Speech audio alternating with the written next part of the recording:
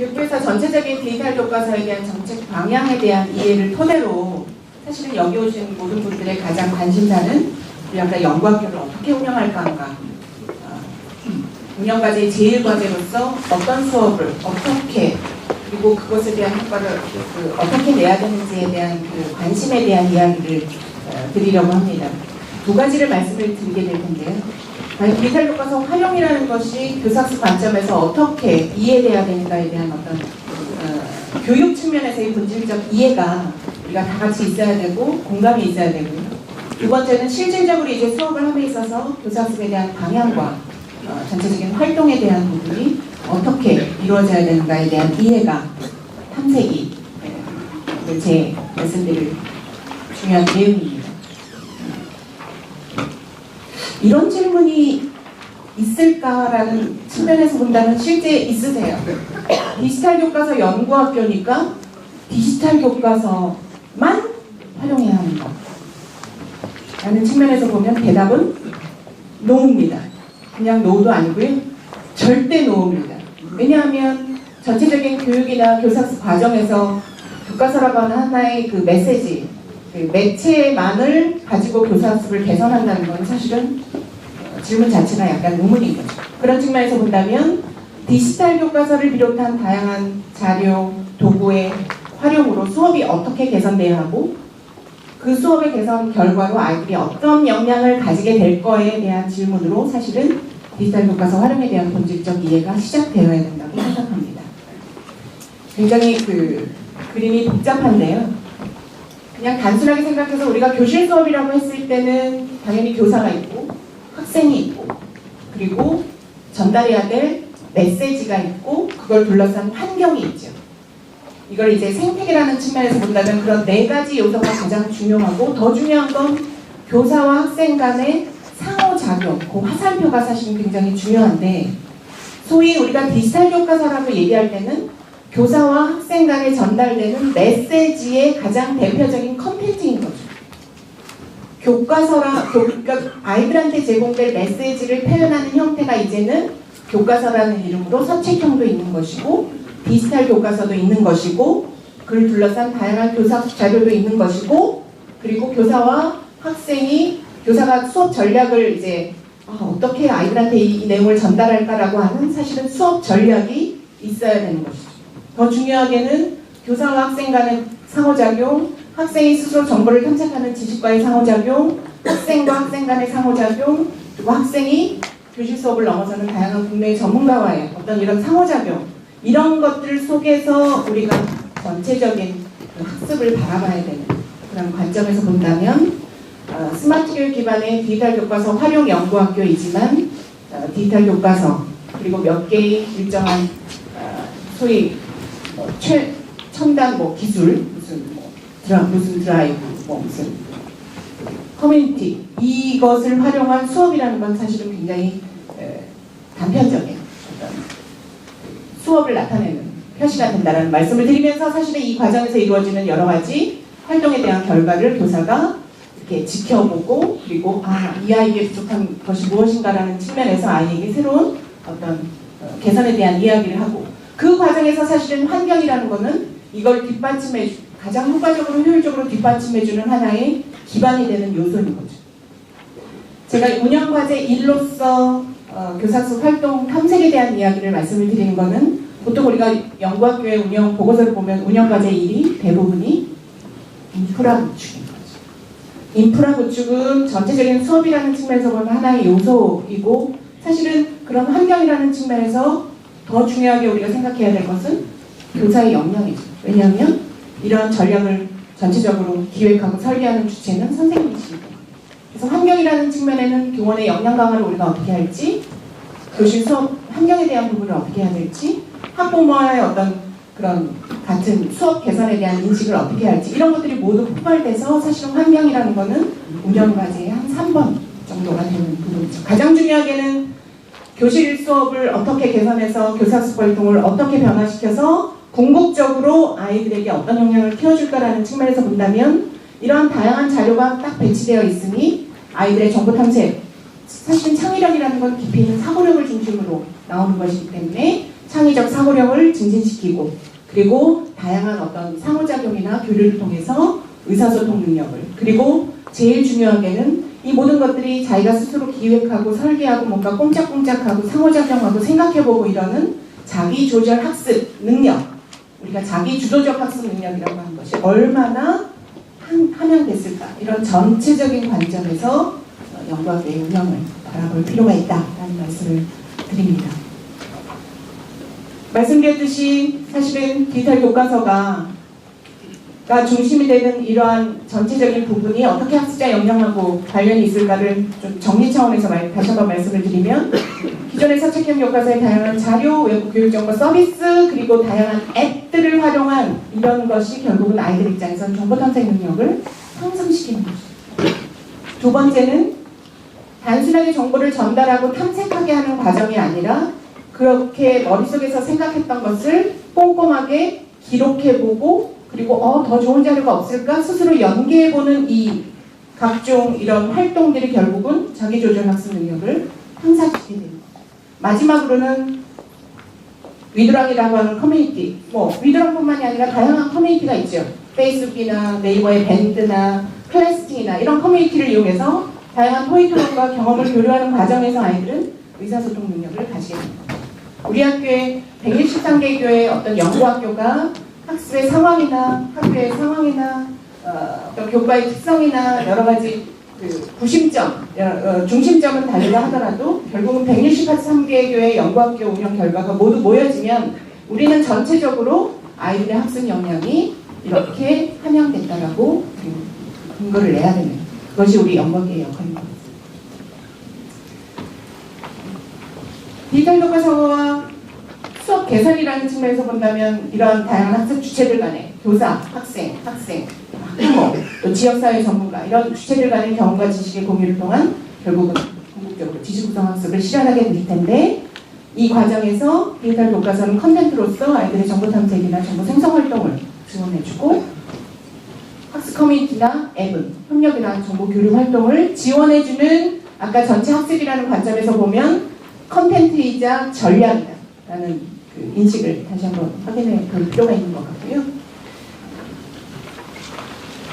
이제 오늘 실습도 하시게 될 텐데 이렇게 디지털 교과서를 내려받게 되면 아이들 각자 선생님들 각자마다에는 이렇게 그 학교에서 쓸 수도 있는 활용할 수 있는 이제 디지털 교과서가 이렇게 내서재에 딱 앉히게 될 텐데 이 디지털 교과서를 조금 이따 이제 시험도 해드릴 거예요. 딱 열게 되면 과연 그 디지털 교과서가 아까 제가 말씀드린 그러니까 아이들의 정보 탐색, 아이들의 새로운 정보 생성 그리고 다양한 정보 교류를 어떤 식으로 디지털 교과서가 중심이 돼서 그러니까 디지털 교과서는 나무를 보면 하나의 큰 이렇게 이 대지요. 그리고 갖가지 이제 가지들이 다양한 교사학습 자료, 앱, 도구들일 텐데 정보 탐색하고 관련해서는 예컨대 도시 내부에는 어떤 기능들이 있을까라는 탐구 활동에 아이들은 다양한 용어 사전을 통해서 그 내용을 확인할 것이고 그리고 사책형에 제공된 자료 이외에도 다양한 자료를 통해서 요즘에 해운대 사책형에 들어가 있는 부산의 그 모습과 사실은 해운대의 현재의 모습은 굉장히 달라졌을 겁니다. 이런 최신 자료를 탐색하고 그리고 부산광역시 지도를 통해서 선생님이 내주신 탐구활동에 대한 어떤 수행하게 되는 거죠. 말씀드렸듯이 이러한 사책형과 디지털 교과서가 갖는 그런 홍보나 그 학습 자원 이외에도 사실은 정보 탐색 활동을 좀 깊이 있게 하기 위해서는 굉장히 수많은 자료가 필요할 텐데 디지털 교과서에 있는 자료 검색이라는 그런 기능과 바로 그 자리에서 디지털 교과서에 있기 때문에 자료 검색 기능을 누르게 되면 에듀넷을 통해서 또 다른 자료를 확인하실 수 있는 거죠. 정보를 생성하는 활동을 촉진한다는 측면에서 보면 이렇게 우리 도시의 내부에는 어떤 기능이 있을까라는 어떤 이런 미션에 대해서 아이들 스스로가 다양한 정보 탐색 활동을 하고 나면 사실은 그 다음 활동이 연이어져야 되는데 그것이 뭐냐면 스스로가 이런 탐색한 결과들을 이렇게 노트라는 어떤 도구를 이용해서 접근성은 어떠하고 그러하니 우리 도시에는 어떤 기능이 주로 수행된다라고 하는 이런 생성 활동이 반드시 있어줘야 되는 거죠. 사실은 여기가 끝이 아니라 자 스스로가 뭔가 정보를 몰랐던 것을 알게 됐거나 잘못 알았던 것을 새롭게 알게 됐거나 어떤 부분을 알게 됐다 하더라도 사실은 이거는 이런 다양한 교류를 통해서 선생님으로부터 피드백을 받거나 내가 알지 못했던 내가 생각했던 것과 또 다른 생각을 할 수 있는 다른 우리 동료, 친구들의 어떤 생각까지 결합해서 결국은 이래서 도시 내부의 기능은 이런 것들을 수행하게 되는구나 라고 하는 전체적인 흐름이 아마 이렇게 좀 느껴지실 텐데요. 이러한 전체적인 디지털 교과서의 본질적 이해가 디지털 교과서라 함은 전체 교사학습 환경에서 하나의 메시지로서 교사의 다양한 상호작용 전략과 그리고 학습자들의 어떤 기본과 환경과 어우러져서 교사학습 활동에서 쓰이는 하나의 매체이다라는 관점에서 본다면 그걸 본질적으로 이야기한 세 가지 중요한 기능들, 정보를 탐색하고 정보를 생성할 수 있고 정보를 교류할 수 있는 이런 본질적 이해를 기반으로 해서 연구학교 운영에 가장 중요한 그럼 디지털 교과서를 활용해서 정말로 어떻게 교사학습 활동을 해야 하는가 교과의 특성과 여러 가지 주제에 따라서 그런 측면에서 본다면 또 하나의 질문을 드릴 수 있는 거죠. 그러면 디지털 교과서를 활용하는 특별한 모델이나 모형이 있는가? 라는 관점에서 보더라도 아니요. 사회과나 과학과나 여러 가지 그 교과에 우리는 수십 년간에 걸친 소위 말하는 모형이라는 걸 가지고 있었어요. 교과서 하나가 디지털 교과서라고 하는 그리고 도구가 옛날에 이제 같이 워크시트 했던 것을 정보통신 기술을 이용해서 디지털에 바로 노트를 쓸 수 있다라고 변한다고 한들 모델 자체가 변하는 게 아니지. 우리가 수업이 변하지 않는 것처럼 교실 수업이라는 그 전체적인 개념이 변하지 않는 것처럼 특별한 모델이나 모형은 없는 거죠. 그래서 과학과의 문제해결학습이나 탐구학습 전체적인 모델이나 모형 그리고 사회과에서의 조사학습 여러 가지 체험학습 이런 거에 대한 기본적인 모형에 대한 이해에 대한 연수가 사실은 우리가 다시 한번 옛날 책을 들여다보면서 할 필요가 있고 다만 그 과정에서 아까 얘기했던 달라진 어떤 그런 접근들, 도구들, 매체들, 메시지의 형태들 이런 것들 특히 아이들과의 상호작용에 대한 전략이 그전에는 할 수 없었던 것들을 어떻게 할 수 있는가에 대한 고민을 그 과정에 속속들이 넣어줄 때 그것이 디지털 교과서를 활용한 교사학습 활동의 기반이 되는 방향이 돼야 된다고 본다면 전체적인 기술 도구가 중심이 되는 수업이 아니라 전체 교육과정 운영이라는 관점에서 과제나 학습자 분석, 설계, 개발, 적용 등을 이렇게 흐름대로 종합적인 관점에서 다시 한번 그 기반부터 시작하는 이런 말씀을 좀 드리고 싶고요. 그런 관점에서 본다면 보통 수업을 설계하고 기획하는 거는 교사가 이제 하시게 되는 거죠. 소위 우리가 수업 지도안이라는 거를 이제 고민하고 내시게 됐을 때 이러한 기획과 개발과 적용에 대한 일관성에 우리가 가져야 될 또 하나의 큰 방향은 말씀드린 것처럼 기존의 교육 방식에 대한 전면적인 부정이 아니다라는 관점에서 본다면 기존의 교육 방식에서 우리가 할 수 없었던 이거는 좀 어떻게 개선됐으면 좋겠다라는 요소를 도출해서 ICT를 적용해서 디지털 교과서를 적용해서 앱을 적용해서 저작 도구를 각종 도구를 적용해서 우리가 어떻게 교육을 바꾸어 가야 할까에 대한 핵심 키워드를 같이 살펴볼 필요가 있는데 예컨대 사회과에서 단순하게 조사하고 기록하는 것이 다양한 컨텐츠, 디지털 교과서를 포함한 컨텐츠나 앱을 이용하면 다양한 정보 탐색이 되고 그 다음에 몇 명의 아이들이나 사실은 이렇게 토의토론이 이렇게 좀 한정적으로 이루어졌던 그리고 토의토론 결과가 나중에 기록되지 않아서 뭔가 이렇게 학습을 정리하는데 어려움이 있었던 이런 것들이 커뮤니티를 이용하면 집단적으로 함께 참여하는 토의토론이 된다라는 측면에서 흐름을 가지면서 일일 교사도 마찬가지죠. 선생님들께서 이제 전문가, 지역사회 이제 각종 빵집에 어떤 분을 모으거나 의사를 모으시거나 이런 체험을 위해서 이제 일일 교사를 하시게 되는데 사실은 이런 전통적인 오프라인 방식의 일일 교사는 굉장히 한정적이죠. 기회가 몇 번 없는데 이런 온라인 화상 채팅이나 이제 커뮤니티를 이용하면 아이들에게 훨씬 더 많은 기회를 줄 수 있다는 측면에서 전문가의 교류가 지금보다는 넓어진다. 그래서 달라지는 교육 방식에는 각 어떤 교육 방식마다 다양한 집단적으로 함께 토의하고 함께 뭔가를 체험해가고 교류하는 이런 관점에서 사실은 더 나아가서 한 가지는 잊지 말으셔야 되는 게 이 모든 학습 결과가 함께 공유되고 그것이 기록돼서 학습 포트폴리오로 나와서 아이들이 다시 한번 그것을 성찰할 수 있는 공유와 성찰이라는 과정까지 그러니까 전체적인 디지털 교과서의 본질적 이해가 정보를 탐색하는 그리고 정보를 생성하는, 정보를 교류하는 이런 기본적인 키워드의 흐름 속에서 수업은 함께 하고 공유하고 성찰하는 이런 흐름으로 가야 된다는 이런 인식을 가지.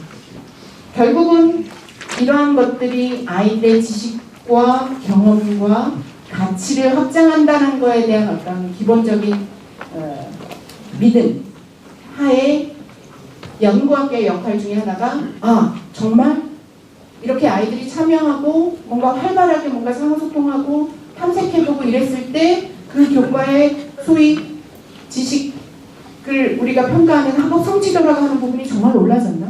그럼 아이들의 문제 해결력이 정말 높아졌나? 아이들이 올바르게 의사소통을 했는가? 사회성이 그러면 이렇게 막 같이 즐겁게 하는 과정에서 사회성은, 의사소통 능력이 정말 올라졌는가? 자기조절 학습에서 가장 중요한 거는 교실에서 가장 중요한 건 사실은 그 문화라는 측면에서 아이들의 어떤 태도가 굉장히 중요하죠.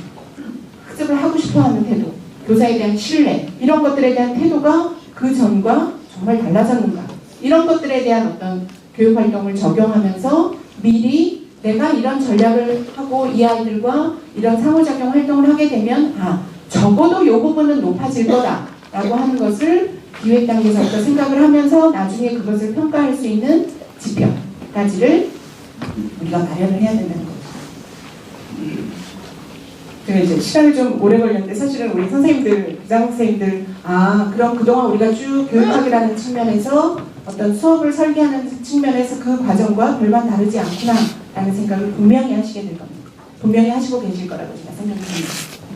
다시 한번 그러면 디지털 교과서 활용에 대한 기본 흐름을 이렇게 뭔가 이렇게 선순환적인 이런 체계라는 측면에서 말씀을 드리면 제가 몇 가지의 어떤 핵심적인 그 개념을 가지고 지금 계속 반복적으로 말씀을 드리는 거예요. 그 키워드에 대한 부분이 우리 함께 인식되고 공감되기를 제가 바라기 때문에 그런 측면에서 본다면 디지털 교과서를 활용한 어떤 수업, 디지털 교과서 플러스 각종 자료, 앱들을 활용한 기본적인 수업의 기본 흐름은 이렇게 돕니다. 그동안 우리가 선생님들에 의해서 어떤 개념이 전달됐던 첫 번째 단계가 학생들이 스스로, 당연히 이제 선생님들에 의해서 정확한 미션이나 이런 과제는 주어진 상태에서 디지털 교과서를 통한 다양한 멀티미디어 자료를 통해서 정보를 탐색하고 습득하는 활동이 1단계요. 이렇게 정보를 탐색하고 습득하는 활동 과정에서 아이들이 도시의 주요 기능 난 다 알았어 라고 하면 사실은 개론 교육받을 필요가 없는 거죠. 아마 아이들의 머릿속에는 긴가 민가 잘 모르겠거나 요런 거였거나 하는 이런 혼란스러움이 아이들의 머릿속에 있을 때 교사의 진가가 발휘되는 거죠. 선생님에 의해서 정확한 핵심 개념에 대한 정리와 그리고 그 개념에 대한 부분을 또 이거야, 원리는 이거야 라는 게 아니라 왜 그렇게 생각했는지에 대한 끊임없는 토익 토론을 통해서 사실은 지식이 확인되는 과정이 두 번째인 거죠. 그리고 이런 확인된 지식을 다시 한번, 예컨대 과학과 같은 경우는 주로 실험을 하시게 되는 거죠. 실험을 통해서 어떤 실생활에 적용해보는 이런 문제 해결 활동을 하면서 사실은 여기까지가 우리가 대부분 많이 생각하는 이런 수업인데 마지막에 디지털 교과서를 활용한 우리 연구학교에서 이루어지는 수업의 활용 정점은 공유하고 성찰합니다. 이렇게 마지막까지 과학 실험을 하고 뭔가 아이들이 많은 자료를 머릿속에 있는 생각을 쏟아냈을 때 그 기록은 반드시 관리가 돼요. 뭐로? 학습 포트폴리오를 하죠. 그래서 그러한 것들이 서로 공유되고 다시 한번 성찰될 수 있는 이런 과정이 어떤 교과이든 어떤 주제이든 어떤 프로젝트를 하시든 간에 이런 흐름에 대한 것만 사실은 머릿속에 두시면 될 것 같아요. 그래서 어떤 교과에서는 사실은 정보 탐색이 굉장히 주가 되는 그 수업이 분명히 있을 거고 학생들과 친구들과 토익토론을 하는 수업이 주가 되는 활동이 분명히 있겠지만 1개월, 한 학기 1년을 두고 보면 전체적인 수업은 정보를 탐색하고 확인하고 그 다음에 문제 해결을 위한 적용을 위한 노력을 하고 결국은 그 모든 학습 결과를 공유하고 성찰하는 이런 전체적인 수업에 대한 어떤 체계는 그 흐름을 가져가야 된다는 말씀이시죠.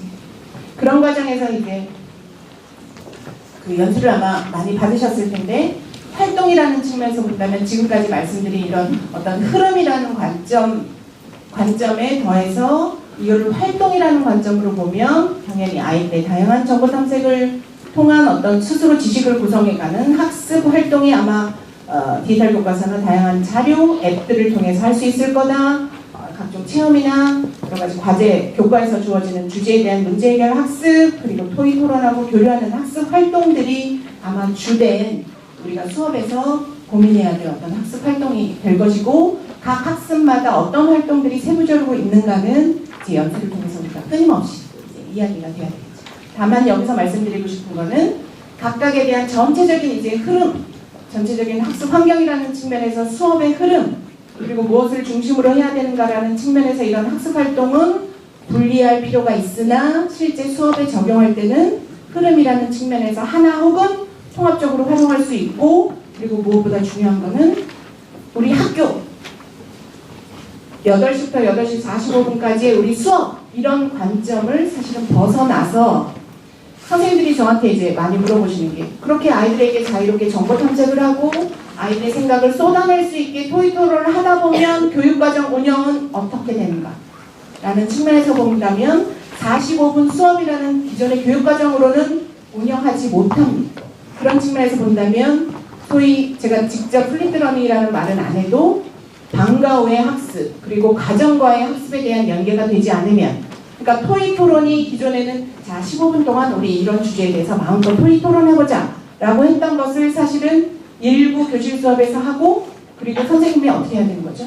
이 주제에 대해서 여러 자료를 좀 탐색을 해보고, 그리고 너의 생각을 근거를 달아서 다시 한번 커뮤니티에 올려다오 라고 한다면 가정학습과 연계되는 거죠.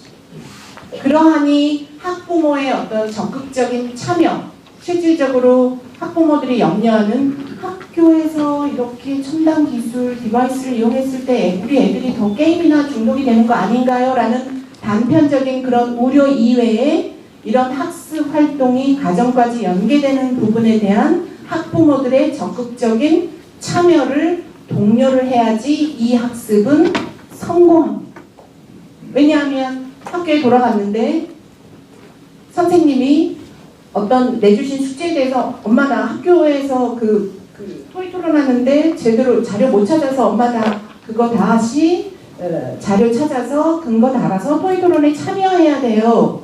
아, 선생님이 이번에 나간 체험학습 활동에 대해서 이렇게 기록하는 이런 보고서를 쓰라고 했는데 친구랑 같이 해야 돼요 라고 얘기했을 때 기꺼이 어머님들이 학원에 안 보낼 수는 없지만 그 순간순간에 아이들에게 그 허용을 해줘야 되는 이런 긴밀한 어떤 학습에 대한 참여가 있을 때, 다시 한번 말씀드리지만 수업에 대한 새로운 시도가 성공할 수 있다는 말씀을 드리면서, 제가 왜 이거를 강조하냐면 연구학교에 교장선생님들이 오셨기 때문에 사실은 학부모 연수를 굉장히 많이 하시죠. 각 연구학교에서는. 그래서 초기에 이제 연구학교를 시작하시면서 학부모들의 그 관심사를 갈 수 있는 정말 애들이 공부를 잘하게 되는가, 그럼 우리 아이들이 경쟁력이 생길 수 있는 다양한 역량을 가지게 되는가, 우리 애 맨날 게임이나 치팅만 하는데 이런 유용한 의미 있는 학습 경험을 하게 되는가, 이런 거에 대한 그 질문에 대한 답을 당연히 학부모님들께 하고, 우리 학교가 연구학교 운영을 통해서 이렇게 수업을 개선하려고 하니 믿어주세요 라는 말과 함께, 그런데 학부모님들이 이런 도움을 주셔야 합니다 라는 당부까지를 학교에서 이제 해주시고, 그런 여러 가지 학습 활동에 대한 것이 도움이 될 거라고 생각해서 제공을 해드립니다. 사회자 정보 탐색에 대한 그 전체적인 흐름, 이런 것들에 대해서 제가 장성수 선생님이 실제 수업을 했던 걸 가지고 이제 잠시, 제가 좀 무거운 얘기를 많이 한 것 같아서 잠시 이제 말씀드려보면, 동기유발 자료를 써 왜 스파이더맨은 뉴욕에 살까? 고층, 사실은 이 학습 주제는 그 우리 지역에 대한 어떤 그 탐색이에요.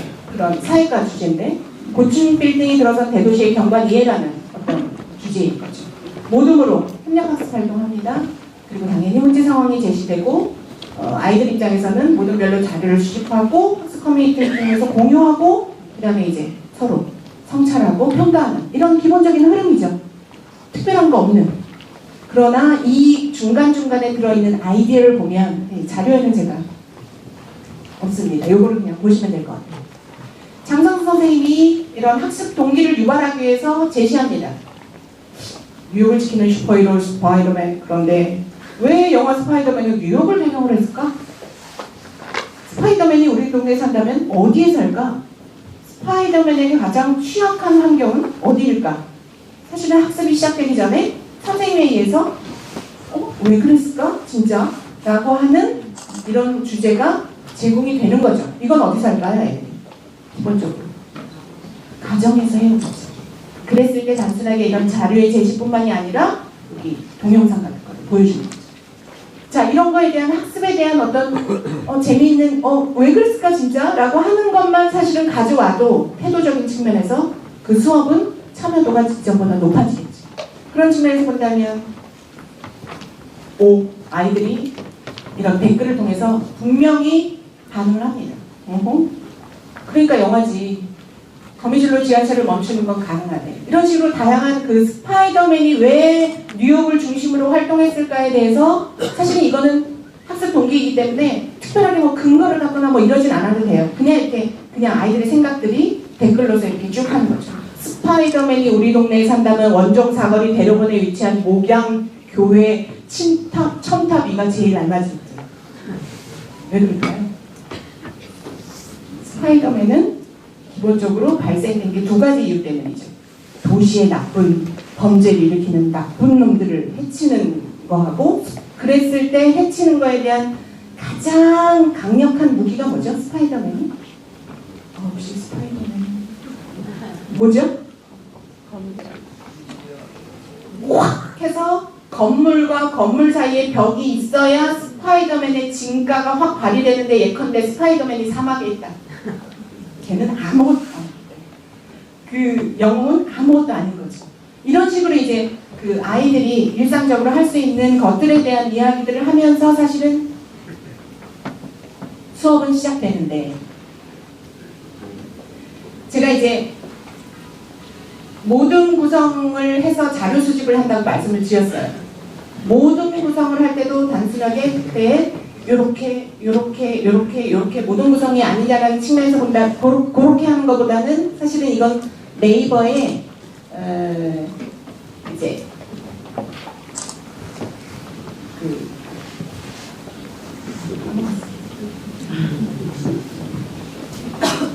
설문조사. 대단한 키워드도 아니고 설문조사를 할 수 있는 이런 도구가 있는데, 이런 도구를 통해서 선생님이 자, 그럼 우리 주변에서 우리 지역 탐색이니까 이런 다양한 그 지역들을 미리 나눠 놓으신 거죠. 그래서 애들한테 재미있는 도시구조 수업을 위한 모둠을 구성합니다. 아래 설문에 참여해주세요. 라고 해서 아이들이 내가 직접 가본 곳이 있거나 아니면 관심 있는 지역을 선택하게 해서 그 설문 결과에서 모둠을 구성하게 됩니다. 대부분은 많이 이렇게. 그래서 아이들의 탐구 지역은 아이들의 자발적인 선택에 의해서 이렇게 지역별로 나누어지게 되는 것이고, 사실은 이렇게 됐을 때 제일 중요한 건 이제 문제 상황을 제시한다는 측면에 정확하게 선생님에 의해서 무엇을 해야 하는지, 그리고 무엇을 너희가 결과물로 가져가야 되는지에 대한 정확한 문제 상황에 대한 이야기들이 되는 거죠. 그러니까 정보 탐색을 위한 선생님의 명확한 수업에 대한 기획이 이루어졌고, 학습 동기 유발을 확 하기 위한 여러 가지 주제를 선정을 하셨고, 그리고 학습 활동에서 필요한 모둠 활동을 위한 또 여러 가지 전략을 하셨던 거죠. 그랬을 때 아이들에 의해서 결국 나와야 되는 그 학습 활동의 결과는 선생님이 제시해 준 거에 대해서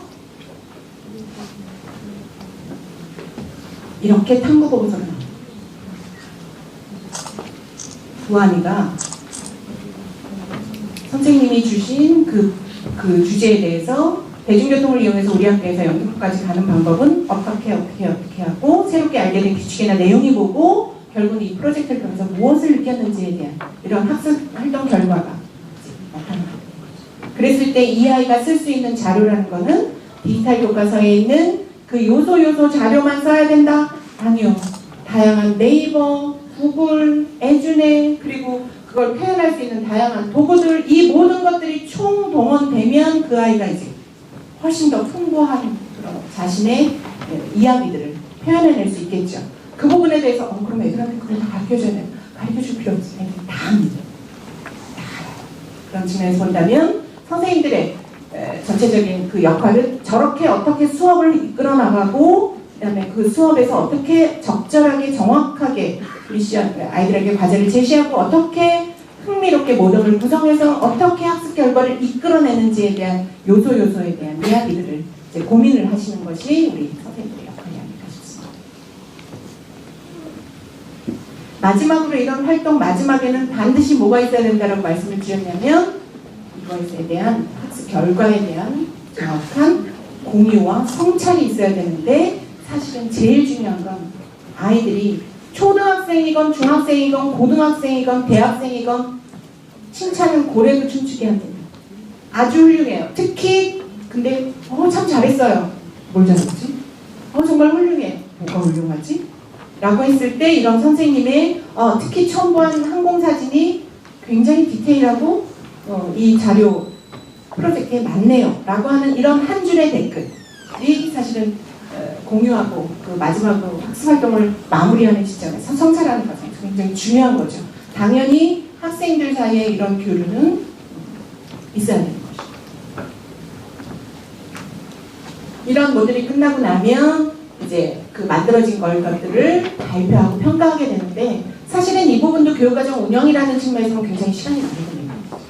그랬을 때 아까 커뮤니티에 각 과제별, 교과별, 수업별, 동아리별 이런 것들이 쭉 올라가면 굳이 수업 시간에 그걸 하는 게 아니라 사실 그것이 모아져서 내가 언제든지 들어가서 볼 수 있기 때문에 그리고 디지털 교과서랑 다 연계가 되어 있기 때문에 시간을 가지고 계속 성찰할 수 있고 사실은 평가라는 부분도 선생님에 대한 피드백에 대한 평가뿐만이 아니라 친구들을 보고서를 보는 관점이 사실은 더 정확할 수 있어요. 왜냐하면 함께 참여를 했기 때문에 그리고 우리 모둠보다 저 모둠이 얼마나 많이 자료를 조사하고 얼마나 발본을 팔아서 얼마나 의미 있는 도시 경관에 대한 이야기를 했는지를 친구들이 더 잘 알기 때문에 일단 포트폴리오를 올려놓고 그거에 대한 평가를 기간을 둬서 하는 것도 지금까지와는 다른 수업에 대한 새로운 도전할 수 있는 성공적인 연구학교 운영의 조건은 한 4가지 정도만 있습니다. 그리고 제 이야기를 끝낼 텐데요.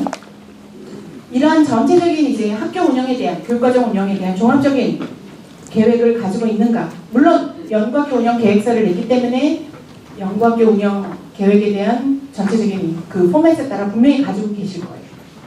근데 그 연구학교 운영에 대한 부분을 이런 오늘 그리고 워크샵 그리고 향후의 연수를 통해서 이제 다시 한번 돌아가셔서 정말 내가 이거를 우리 학교에서 한다고 했을 때 정말 이게 구체적이고 실천적인 운영 계획인가에 대한 검토를 다시 한번 해보시는 것을 제가 말씀을 드리면서 그 운영 계획이 교장 선생님, 연구부장만 아셔야 되는 게 아닌 거죠.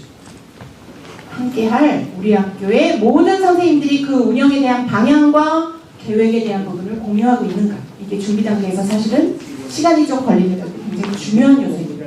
두 번째는 도입 단계에서 아까 디지털 교과서를 활용한 연구학교가 인프라를 구축하려고 저희가 연구학교를 운영하는 게 아니에요. 그 인프라 구축이라는 건 디바이스를 사고 무선 인터넷을 구축하는 것은 수업 환경이라는 전체적인 측면에서 원오브댐인 거죠.